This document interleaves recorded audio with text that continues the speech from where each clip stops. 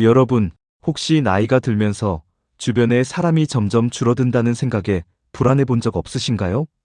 연락처에 이름은 빼곡한데 정작 마음 터놓고 이야기할 사람 하나 없다는 사실에 씁쓸해진 적 없으신가요? 60대가 넘어가면서 우리는 종종 이런 두려움에 사로잡힙니다. 친구가 없으면 내 노후가 너무 초라해지는 것은 아닐까, 외톨이로 늙어가는 것은 아닐까 하는 걱정 말입니다. 하지만 여러분, 진정한 노년의 지혜는 그 반대를 가리키고 있습니다. 60대부터는 친구가 없어도 전혀 문제가 없습니다. 오히려 인간관계에 너무 애쓰지 않을 때 우리는 비로소 온전한 자유를 누릴 수 있습니다. 오늘 우리는 이 헛헛한 마음을 달래고 외로움을 오히려 삶의 가장 빛나는 시간으로 바꾸는 방법에 대해 이야기해 보려 합니다. 이 문제를 해결하기 위해 우리는 4가지 핵심 원칙을 살펴볼 것입니다.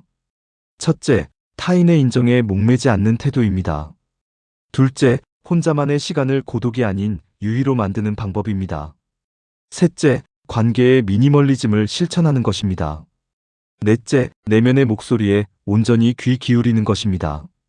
본격적인 이야기에 앞서 짧은 일화 하나를 들려드리겠습니다. 김영환 씨는 평생을 바쁘게 살아온 평범한 가장이었습니다.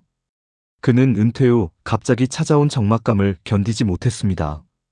그래서 매일같이 옛 동료들에게 연락을 돌리고 동창회 모임에 나가 술값을 계산하며 사람들을 곁에 두려 애썼습니다. 하지만 돌아오는 길은 늘 공허했습니다. 어느 날 밤 홀로 거실에 앉아있던 그는 문득 깨달았습니다. 자신이 붙잡고 있던 것은 진짜 우정이 아니라 그저 혼자 남겨지는 것에 대한 두려움이었다는 사실을 말입니다. 이 일화는 우리 모두의 이야기일 수 있습니다. 지금부터 왜 우리가 사람에게 그토록 집착했는지, 그리고 어떻게 하면 그 굴레에서 벗어날 수 있는지 깊이 있게 들여다보겠습니다. 첫째, 타인의 인정에 목매지 않는 태도입니다. 이 원칙은 노년의 삶을 지탱하는 가장 강력한 뿌리와 같습니다. 이명숙 씨의 사례를 한번 떠올려 보십시오. 이명숙 씨는 항상 모임에서 분위기 메이커 역할을 자처했습니다. 친구들이 부르면 만사 제쳐두고 나갔고 자신의 이야기는 뒤로 한 채 남의 불평불만을 들어주느라 에너지를 다 쏟았습니다. 친구가 우울하다고 하면 비싼 밥을 사 먹이며 위로했고 경조사는 무슨 일이 있어도 다 챙겼습니다. 그렇게 해야만 자신이 좋은 사람으로 남을 수 있다고 믿었기 때문입니다. 하지만 정작 이명숙 씨 자신이 몸이 아파 병원에 입원했을 때 그녀를 찾아온 친구는 단 한 명도 없었습니다. 퇴원 후 그녀는 깊은 배신감과 우울감에 빠졌습니다. 이명숙 씨의 삶은 무엇이 잘못되었던 것일까요? 그녀는 타인의 인정이라는 신기루를 쫓고 있었습니다. 철학자 아르투어 쇼펜하우어는 이렇게 말했습니다. 타인의 시선에 얽매이는 순간 우리는 자신의 삶을 잃어버린다. 그의 말처럼 우리는 평생을 남의 눈치를 보며 살아갑니다. 남들이 나를 어떻게 생각할까? 내가 이 모임에서 빠지면 나를 흉보지 않을까? 이런 불안감은 우리의 정신을 갉아먹습니다. 젊은 시절에는 사회생활을 위해 혹은 가족을 부양하기 위해 어느 정도 가면을 쓰고 관계를 맺어야 할 때가 있습니다. 하지만 60대가 넘어서까지 그럴 필요는 없습니다. 60대는 인생의 가을입니다. 가을나무가 불필요한 나뭇잎을 모두 떨어뜨리고 겨울을 준비하듯 우리도 껍데기뿐인 인간관계를 털어내야 합니다. 타인의 인정은 밑 빠진 독에 물 붓기와 같습니다. 아무리 잘해주어도 끝이 없고 한 번만 서운하게 하면 곧바로 등을 돌리는 것이 인간의 간사한 마음입니다. 우리가 누군가에게 좋은 사람으로 남으려 애쓸수록 정작 가장 중요한 나 자신에게는 나쁜 사람이 되고 맙니다. 이명숙 씨의 사례에서 보듯 우리는 남을 챙기느라 자신의 마음이 멍드는 것을 외면합니다. 이런 삶의 방식은 결국 깊은 허무와 상처만을 남길 뿐입니다. 그렇다면 어떻게 해야 할까요? 가장 먼저 해야 할 일은 관계에 대한 환상을 버리는 것입니다. 모든 사람과 잘 지내야 한다는 압박감에서 스스로를 해방시켜야 합니다. 누군가 나를 싫어한다고 해서 내 삶이 무너지는 것은 아닙니다. 나를 좋아하지 않는 사람에게 에너지를 쏟는 대신 그 에너지를 나를 돌보는 데 사용하십시오. 오늘 당장 수첩을 펴고 연락처를 찬찬히 살펴보십시오. 내가 먼저 연락하지 않으면 결코 나를 찾지 않는 사람들, 만나고 나면 왠지 모르게 기운이 빠지고 허탈해지는 사람들, 오직 자기 자랑이나 불평만 늘어놓는 사람들의 이름을 지워버리십시오. 그들이 내 삶에서 사라진다고 해도 내 인생에는 아무런 큰일도 일어나지 않습니다. 오히려 마음의 평화가 찾아올 것입니다. 타인의 기대에 부응하려 하지 마십시오. 당신은 이미 충분히 애쓰며 살아왔습니다. 이제는 오직 당신 자신의 기쁨과 평온만을 생각해야 할 때입니다. 둘째, 혼자만의 시간을 고독이 아닌 유의로 만드는 방법입니다. 우리는 홀로 있는 시간을 두려워하도록 교육받으며 자랐습니다. 학교에서도 직장에서도 항상 무리에 속해야만 정상이라고 여겼습니다. 이러한 고정관념은 노년이 되어서도 우리를 괴롭힙니다. 박종태 씨의 사례를 살펴보겠습니다. 박종태 씨는 대기업에서 정년퇴직을 한 뒤 갑자기 주어진 막대한 시간을 주체하지 못했습니다. 아침에 눈을 뜨면 갈 곳이 없다는 사실이 너무나도 고통스러웠습니다.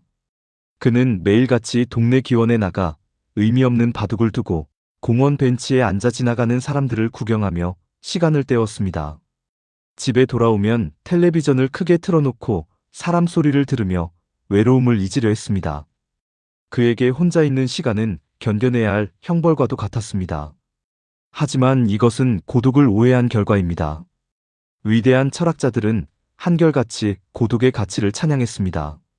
아르투어 쇼펜하우어는 또 한 번 우리에게 날카로운 진실을 던집니다. 인간은 오직 혼자일 때만 온전히 자신일 수 있다. 그렇습니다. 혼자 있는 시간은 결코 외롭고 처량한 시간이 아닙니다. 그것은 온전히 나 자신과 대면할 수 있는 성스러운 시간입니다. 우리가 외로움을 느끼는 이유는 혼자라서가 아니라 혼자 있는 시간을 어떻게 보내야 할지 모르기 때문입니다. 젊은 시절 우리는 타인의 요구에 응답하느라 바빴습니다.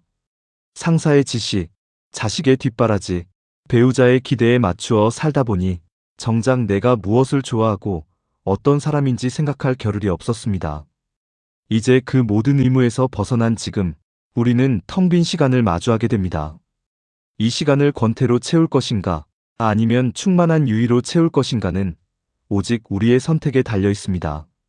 고독을 유의로 만들기 위해서는 훈련이 필요합니다. 마치 안 쓰던 근육을 단련하듯 홀로 즐거움을 찾는 법을 배워야 합니다.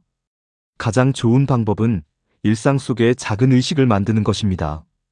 이른 아침에 일어나 조용히 차를 한 잔 내리는 시간, 그 차의 향기를 온전히 음미하는 그 순간은 그 누구의 간섭도 받지 않는 완벽한 평화입니다. 햇살이 좋은 오후에 동네 산책로를 천천히 걸어보십시오. 이때 누군가와 함께 걸으며 잡담을 나누는 대신 오직 내 발걸음과 바람의 감촉에 집중해 보십시오. 길가에 피어난 이름 모를 들꽃의 색깔을 관찰하고 계절의 변화를 온몸으로 느껴보십시오. 이러한 사소한 행위들이 혼자만의 시간을 풍요롭게 만듭니다. 또한 평생 읽지 못했던 고전 문학이나 철학책을 펼쳐보십시오. 책 속의 위대한 사상가들과 대화를 나누는 것은 현실의 그 어떤 친구와 수다를 떠는 것보다 훨씬 더 깊고 가치 있는 일입니다. 박종태 씨가 텔레비전을 끄고 조용히 책상에 앉아 붓글씨를 쓰기 시작했을 때 그의 삶은 완전히 달라졌습니다. 먹을 갈며 마음을 가라앉히고 하얀 종이 위에 검은 선을 그어내려가는 그 고요한 작업은 그에게 깊은 희열을 안겨주었습니다. 그는 더 이상 사람을 찾아 거리를 배회하지 않았습니다. 그는 혼자 있는 공간이 자신만의 놀이터가 될 수 있음을 깨달은 것입니다. 여러분도 스스로에게 질문해 보십시오. 나는 혼자 있을 때 무엇을 할 때 가장 마음이 편안한가? 거창한 취미가 아니어도 좋습니다. 옛날 노래를 들으며 조용히 눈을 감는 것, 베란다에 화초를 정성스레 가꾸는 것, 그 모든 것이 훌륭한 고독의 유의입니다. 혼자 놀 줄 아는 사람은 절대 늙지 않습니다. 그들은 타인에게 의존하지 않기에 언제나 당당하고 여유롭습니다. 외로움은 피해야 할 적이 아니라 나를 더 단단하게 만들어주는 귀중한 벗임을 기억하십시오. 셋째, 관계의 미니멀리즘 실천하기입니다. 우리는 흔히 인간관계가 많을수록 성공한 인생이라고 착각합니다. 마당발이라는 말을 칭찬으로 듣고 주말마다 꽉 찬 일정을 자랑스러워합니다. 하지만 노년의 삶에서 과도한 인간관계는 오히려 독이 됩니다. 최은혜 씨의 일상을 들여다봅시다. 최은희 씨는 동네 부녀회장부터 시작해 등산 동호회, 봉사단체 등 가입하지 않은 모임이 없었습니다. 매일 아침부터 단체 채팅방은 인사 메시지로 터질 듯 울려댔고 그녀는 일일이 답장을 하느라 바빴습니다. 하지만 그 많은 모임 중 그녀의 속마음을 털어놓을 곳은 단 한 군데도 없었습니다. 어느 날 등산 동호회에서 사소한 오해로 험담의 주인공이 되었을 때 그렇게 친하게 지내던 사람들은 순식간에 차가운 시선을 보냈습니다.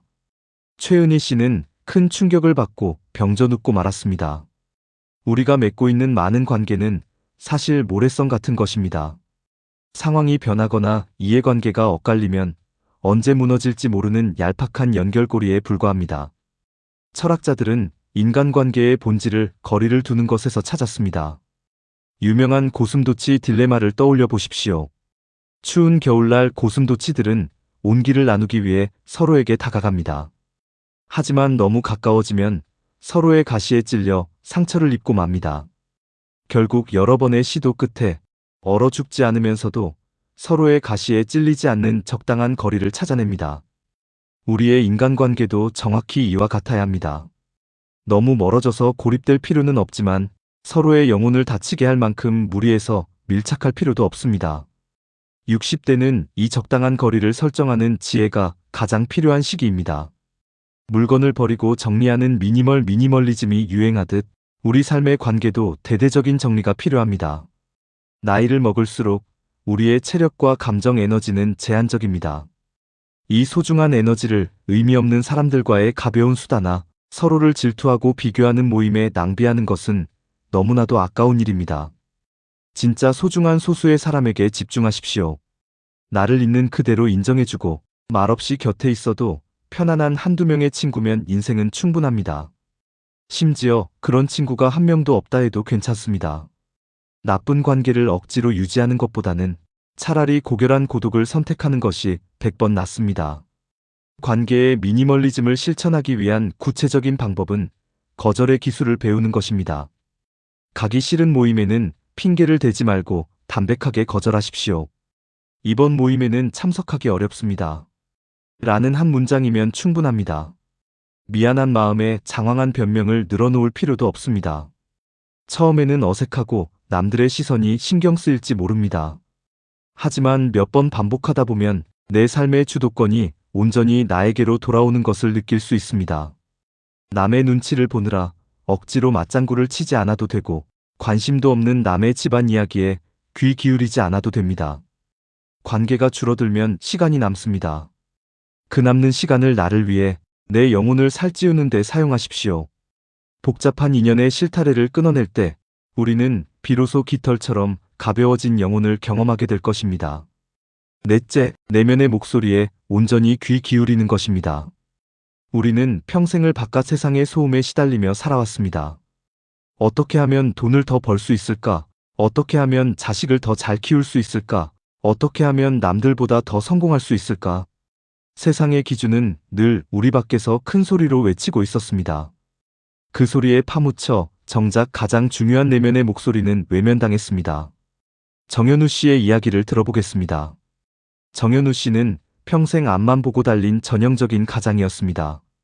퇴직 후 그는 지독한 허무감에 빠졌습니다. 자신이 평생을 바친 직장은 그를 금세 잊었고 자식들은 훌쩍 커서 각자의 삶을 살기 바빴습니다. 그에게 남은 것은 쇠약해진 몸과 텅 빈 마음뿐이었습니다.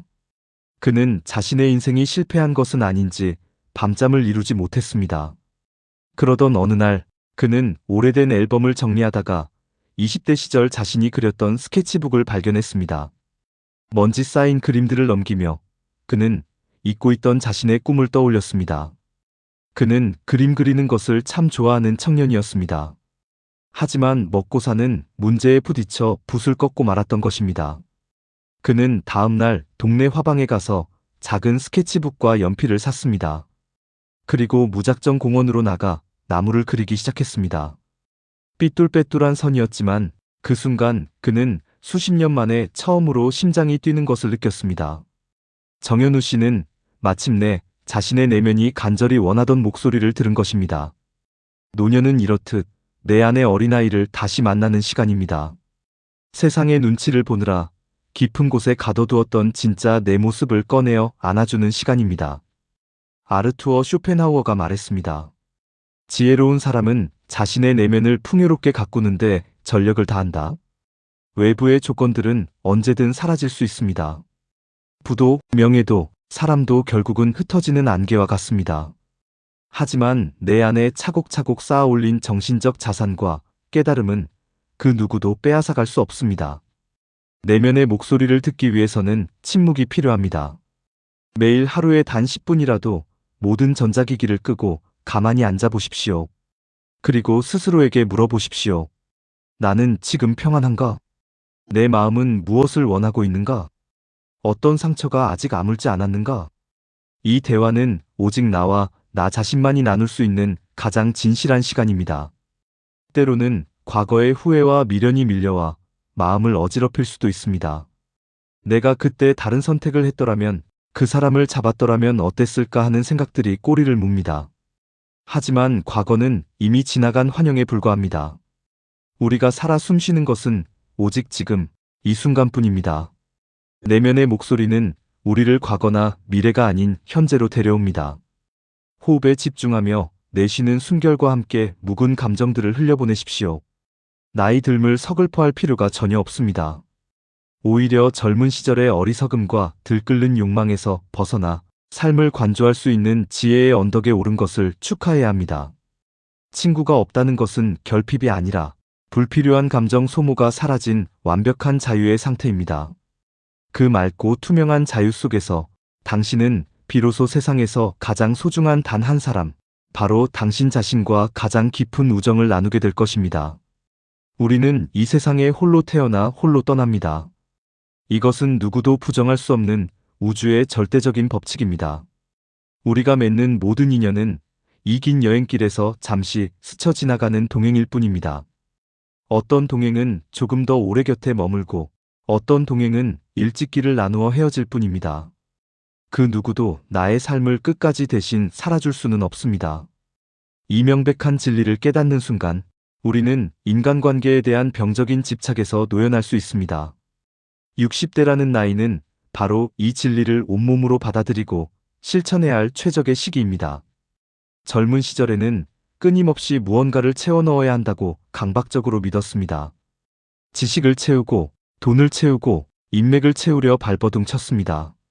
하지만 노년의 미학은 채움이 아니라 비움에 있습니다. 잔을 비워야 새로운 맑은 물을 담을 수 있듯이 우리 마음속의 헛된 욕망과 사람에 대한 기대를 비워내야 비로소 참된 평화가 깃듭니다. 여러분, 한 번쯤 깊은 숲속을 걸어본 적이 있으신가요? 숲속의 거대한 나무들을 보십시오. 그 나무들은 서로 적당한 간격을 유지한 채 서 있습니다. 아무리 친해 보여도, 아무리 같은 뿌리에서 자라난 듯 보여도 결코 서로의 영역을 완벽히 침범하지 않습니다. 만약 두 나무가 너무 가까이 붙어 자란다면 서로 햇빛을 차지하기 위해 다투다가 결국 둘 다 시들어 죽고 말 것입니다. 각자의 자리에서 비바람을 견디고 햇살을 받으며 홀로 묵묵히 성장하는 것, 그것이 자연의 이치이자 인간관계의 가장 이상적인 모습입니다. 우리의 삶도 이 숲속의 나무들과 다르지 않습니다. 누군가에게 지나치게 기대고 의존하는 것은 결국 나의 뿌리를 썩게 만드는 일입니다. 내 스스로 두 발을 땅에 굳건히 딛고 서 있을 때 우리는 비로소 타인에게도 시원한 그늘을 내어줄 수 있는 넉넉한 나무가 됩니다. 다시 한번 첫 번째 원칙으로 돌아가 우리의 마음을 깊이 점검해 보겠습니다. 타인의 인정에서 벗어난다는 것은 말처럼 쉬운 일이 아닐 수 있습니다. 우리는 아주 어릴 적부터 남에게 칭찬받는 것을 최고의 가치로 배우며 자랐기 때문입니다. 부모님의 칭찬을 받기 위해 공부했고, 선생님의 칭찬을 받기 위해 규칙을 지켰으며, 직장 상사의 인정을 받기 위해 야근을 밥 먹듯이 했습니다. 수십 년을 그렇게 살아왔는데 갑자기 남의 시선을 신경 쓰지 말라니 당황스러울 수 있습니다. 하지만 가만히 생각해 보십시오. 그렇게 타인의 인정에 목매며 살아온 결과 여러분은 지금 진정으로 행복하십니까? 남들이 치켜 세워주는 허울 좋은 타이틀 뒤에 숨겨진 상처받고 지친 내면의 아이를 외면하고 있지는 않습니까? 이제는 그 무거운 짐을 내려놓을 때가 되었습니다. 남들이 나를 어떻게 평가하든 그것은 그들의 몫일 뿐입니다. 내가 통제할 수 없는 남의 생각에 내 삶의 행복을 저당 잡히는 것은 스스로 노예가 되는 길을 섣불지고 불 속으로 뛰어드는 것과 같습니다. 진정한 해방은 미움받을 용기에서 시작됩니다. 나를 싫어할 권리를 타인에게 기꺼이 내어주십시오. 그래, 네가 나를 마음에 들어 하지 않을 수도 있지. 이렇게 가볍게 넘겨버릴 때 우리의 영혼은 쇠사슬에서 풀려나 푸른 하늘을 비상하는 새처럼 자유로워집니다. 이 자유로움 속에서 우리는 오직 나 자신의 가치관에 따라 삶을 설계할 수 있습니다. 두 번째 원칙인 고독의 유희에 대해서도 더 깊이 파고들어 봅시다. 우리가 고독을 두려워하는 가장 큰 이유는 침묵이 낯설기 때문입니다. 현대 사회는 끊임없는 소음으로 우리를 마비시킵니다. 텔레비전, 라디오, 스마트 기기들이 쏟아내는 자극적인 정보들은 우리가 스스로 생각할 틈을 주지 않습니다. 이 소음들이 갑자기 사라지면 우리는 마치 진공 상태에 빠진 듯한 불안감을 느낍니다. 그래서 사람들은 의미 없는 모임에 나가고 관심도 없는 텔레비전 프로그램을 멍하니 쳐다보며 공백을 메우려 애씁니다. 하지만 침묵은 무서운 괴물이 아닙니다. 침묵은 상처받은 영혼을 치료하는 가장 강력한 묘약입니다. 소음이 가라앉고 완벽한 고요가 찾아올 때 우리는 비로소 묻혀있던 내면의 깊은 우물을 들여다볼 수 있습니다. 그 우물 속에는 우리가 살면서 잃어버렸던 순수함, 지혜, 그리고 삶에 대한 통찰이 고스란히 담겨 있습니다. 이 고요한 침묵 속에서 나를 만나는 연습을 매일 조금씩 실천해 보십시오. 아침에 눈을 뜨자마자 허둥지둥 뉴스를 틀거나 휴대폰을 확인하는 대신 5분만이라도 침대에 누워 가만히 천장을 바라보십시오. 내 몸으로 들어오고 나가는 숨결에만 온전히 주의를 기울여 보십시오. 이 짧은 침묵의 시간이 하루 전체를 지배하는 단단한 평정심을 만들어줍니다. 고독을 즐긴다는 것은 세상과 담을 쌓고 은둔자가 되라는 뜻이 결코 아닙니다. 오히려 홀로 설 수 있는 사람만이 타인과도 건강하고 성숙한 관계를 맺을 수 있습니다. 외로움에 쫓겨 아무나 곁에 두는 사람은 상대를 도구로 취급하는 것과 같습니다. 하지만 고독 속에서 자기 자신으로 충만한 사람은 타인에게 아무런 것도 요구하지 않기에 있는 그대로 상대를 존중할 수 있습니다. 그러므로 우리는 기꺼이 혼자가 되어야 합니다. 혼자 밥을 먹는 것을 두려워하지 마십시오. 식당에 혼자 앉아 밥을 먹을 때 음식의 맛과 식감에 온전히 집중해 보십시오. 그것은 미각의 기쁨을 극대화하는 훌륭한 식사법입니다. 혼자 영화를 보고, 혼자 전시회를 가고, 혼자 낯선 곳으로 짧은 여행을 떠나보십시오. 누군가의 일정에 맞추고 취향을 조율하느라 에너지를 낭비할 필요 없이 오직 내 발길이 이끄는 대로 움직이는 완벽한 자유를 만끽해 보십시오. 처음에 어색함만 조금 넘기고 나면 그 어떤 동행보다 편안하고 즐거운 나 자신이라는 친구를 얻게 될 것입니다. 세 번째 원칙, 관계의 미니멀리즘에 대해 더 자세히 살펴보겠습니다. 관계의 가지치기는 결코 차갑거나 매정한 행동이 아닙니다. 그것은 제한된 내 삶의 시간을 가장 가치 있는 곳에 쓰기 위한 지혜로운 선택입니다. 우리는 종종 정의 이름으로 포장된 피곤한 관계에 얽매입니다. 오래 알았다는 이유만으로 혹은 언젠가 도움을 받을지도 모른다는 계산 때문에 억지로 인연의 끈을 부여잡습니다. 하지만 이런 관계는 마치 유통기한이 지난 음식을 버리지 못하고 냉장고에 쌓아두는 것과 같습니다. 결국 냉장고 전체에 악취를 풍기고 다른 신선한 음식마저 상하게 만듭니다. 여러분의 인간관계 냉장고를 열어볼 시간입니다. 과감하게 덜어내십시오. 나를 존중하지 않고 함부로 대하는 사람, 만날 때마다 부정적인 기운을 쏟아내는 사람, 자신의 이익만을 위해 나를 이용하는 사람들은 1차적으로 정리해야 할 대상입니다. 그들에게 좋은 사람이 되려 애쓰지 마십시오. 여러분은 그들의 감정 쓰레기통이 아닙니다. 관계를 끊어내는 방법은 거창할 필요가 없습니다. 서서히 연락의 빈도를 줄이고 만남의 횟수를 줄여나가는 것만으로도 충분합니다. 물결이 잔잔해지듯 자연스럽게 멀어지는 것이 가장 좋습니다. 때로는 오해를 받거나 비난을 들을 수도 있습니다. 나이 들더니 변했다거나 정이 떨어졌다는 등의 섭섭한 소리를 들을지도 모릅니다. 하지만 그들의 평가에 흔들리지 마십시오. 그들은 당신의 삶을 책임져 주지 않습니다. 내 마음이 편안해지는 것이 세상 그 어떤 평가보다 중요합니다. 불필요한 관계를 덜어내고 나면 놀랍게도 진정으로 나를 아껴주는 소수의 사람들이 더욱 선명하게 보입니다.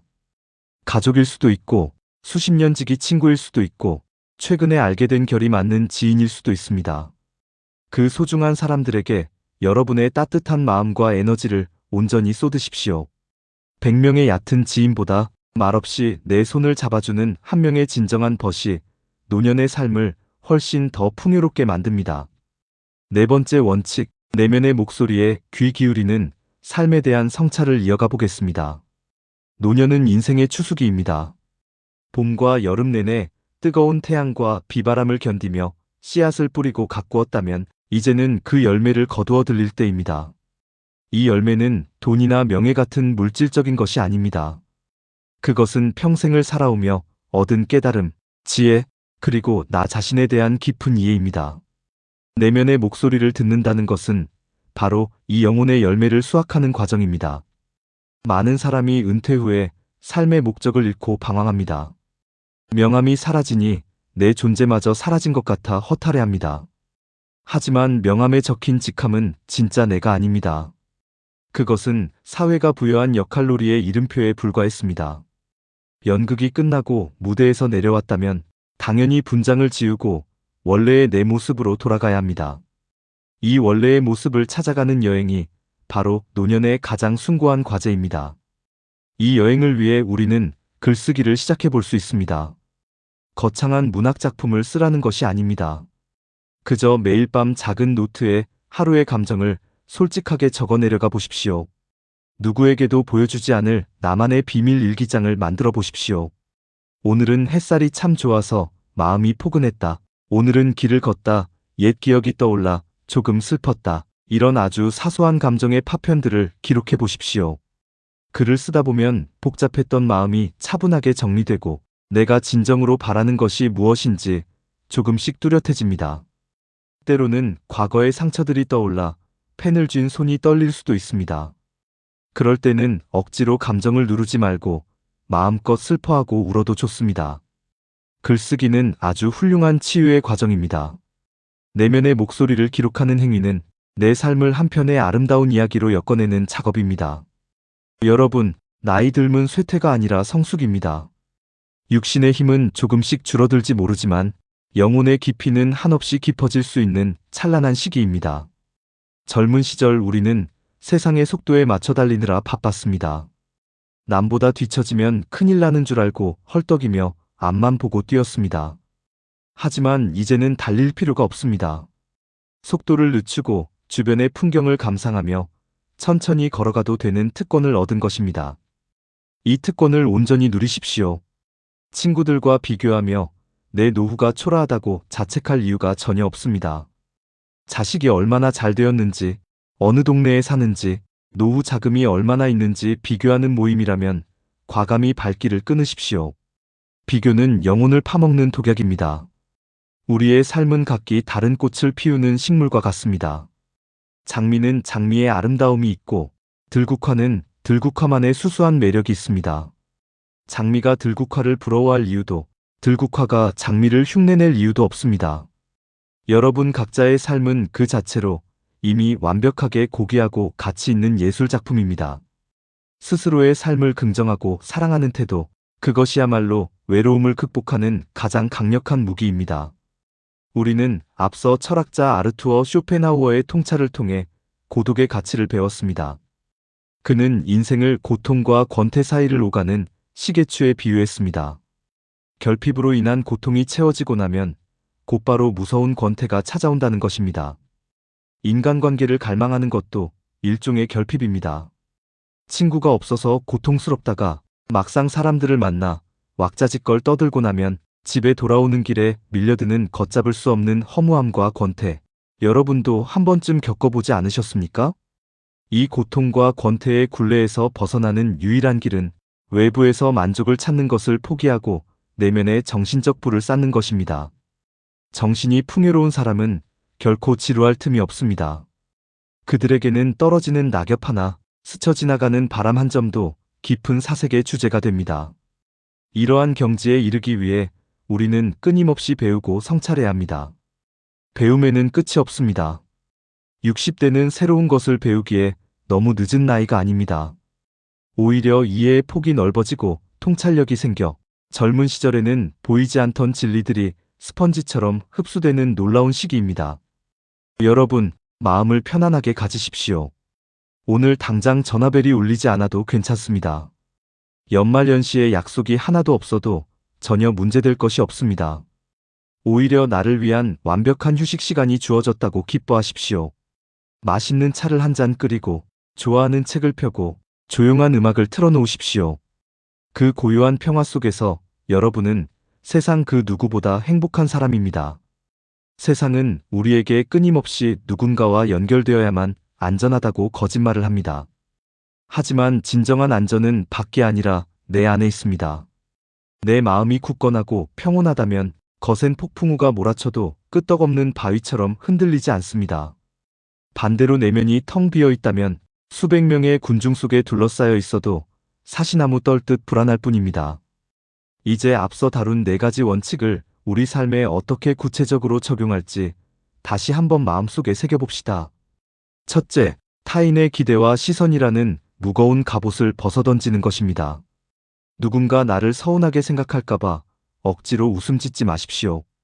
내 감정에 솔직해지고 나의 편안함을 최우선으로 생각하는 이기주의자가 되어도 좋습니다.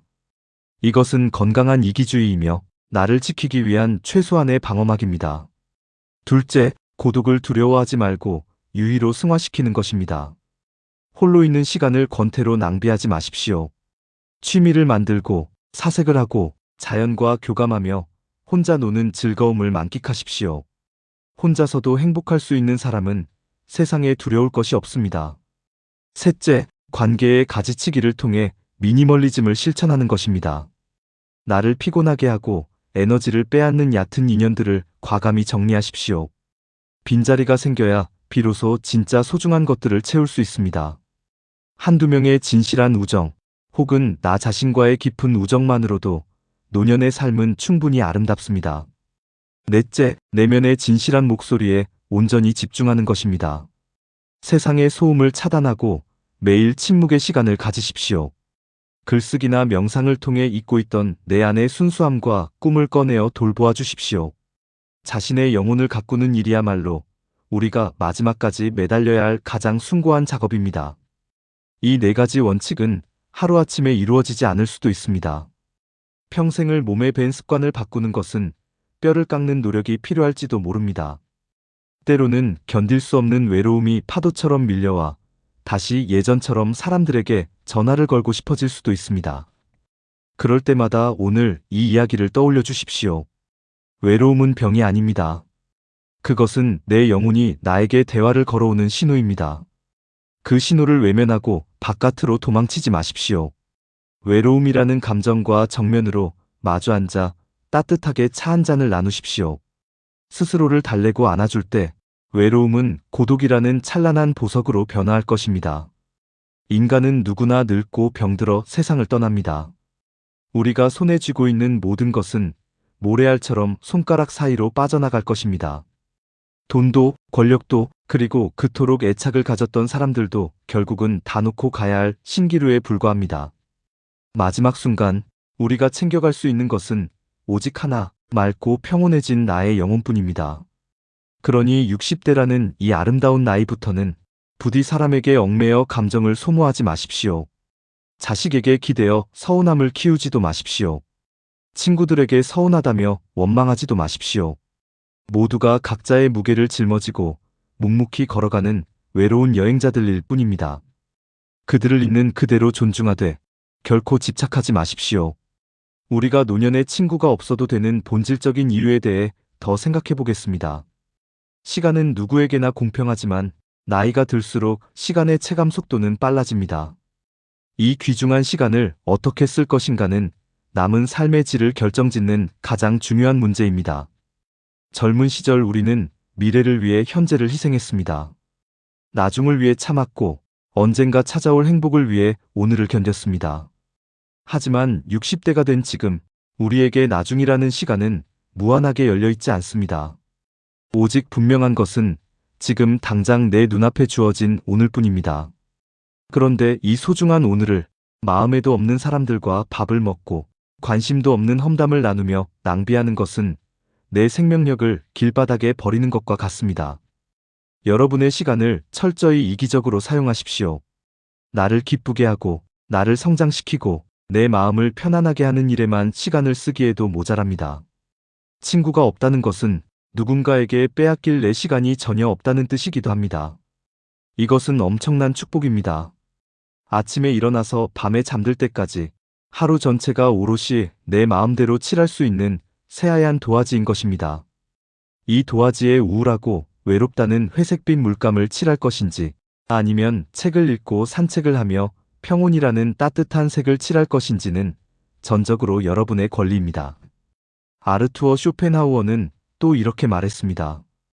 모든 진실한 기쁨과 평화는 철저히 혼자일 때 찾아온다. 그의 말처럼 무리 속에 있을 때 우리는 가짜 웃음을 지을 수 있지만 혼자 있을 때 우리는 진짜 미소를 짓게 됩니다. 세상의 모든 위대한 예술가, 사상가들은 한결같이 극심한 고독 속에서 자신의 걸작을 탄생시켰습니다.